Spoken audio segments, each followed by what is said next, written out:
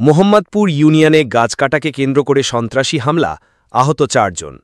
নোয়াখালী থেকে মনির হোসেন সজীবীর পাঠানো তথ্য ভিডিওচিত্রে দেখুন বিস্তারিত। গাছ কাটাকে কেন্দ্র করে চাটখিল উপজেলার মোহাম্মদপুর ইউনিয়নের ৯ নং ওয়ার্ডে পাটোয়ারি বাড়িতে বাবুল হোসেন এর সাথে জুয়েলের সাথে কথা কাটাকাটি হয়।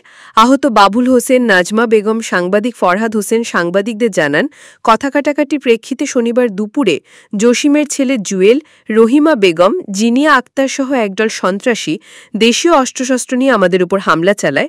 এতে বাবুল হোসেন, নাজমা বেগম, সুমাইয়া আক্তার আহত হয়। বাবুল হোসেন ও নাজমা বেগমের অবস্থা আশঙ্কাজনক দেখে দ্রুত চাটখিল উপজেলা স্বাস্থ্য কমপ্লেক্সে ভর্তি করেন স্থানীয় লোকজন। পরবর্তীতে সাংবাদিক ফরহাদ হোসেনের স্ত্রী সুমাইয়া আক্তার বাদী হয়ে তাদের বিরুদ্ধে থানায় একটি অভিযোগ দায়ের করেন। থানায় অভিযোগ দেওয়ার রাতে সাংবাদিক আনিসুর রহমান হানিফির অফিসে এসে সাংবাদিক ফরহাদ হোসেনের উপর হামলা চালায় জুয়েল সহ একদল সন্ত্রাসী। সাংবাদিক ফরহাদ হোসেনের অবস্থা আশঙ্কাজনক দেখে দ্রুত সাংবাদিক হানিফ, এসআই মহিউদ্দিন ও নাইম চাটখিল স্বাস্থ্য কমপ্লেক্সে নিয়ে যায়। সেখান থেকে নোয়াখালী জেনারেল হাসপাতালে প্রেরণ করেন। সাংবাদিক ফরহাদ হোসেনের অবস্থা আশঙ্কাজনক দেখে উন্নত চিকিৎসার জন্য ঢাকা নেওয়া হয়। চাটখিল থানার ওসি তদন্ত মোহাম্মদ আব্দুস সুলতান বলেন, এই বিষয়ে থানায় 2টি অভিযোগ এসেছে, তদন্ত করে অপরাধীদের বিরুদ্ধে ব্যবস্থা নেওয়া হবে।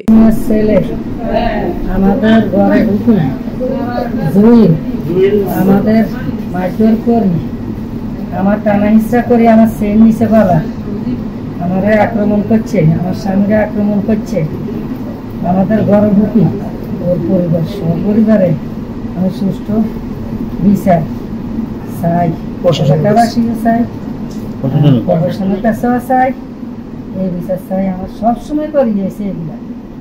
জসিমের ছেলে জুহিলের নেতৃত্বে তার পরিবার সবাই আমার ঘরে ঢুকে আমার উপরে খুব হামলা অত্যাচার অবিচার করে এবং আমার ওয়াইফের টানি হাসে বাইক করে নিয়ে অনেক মারধর করে।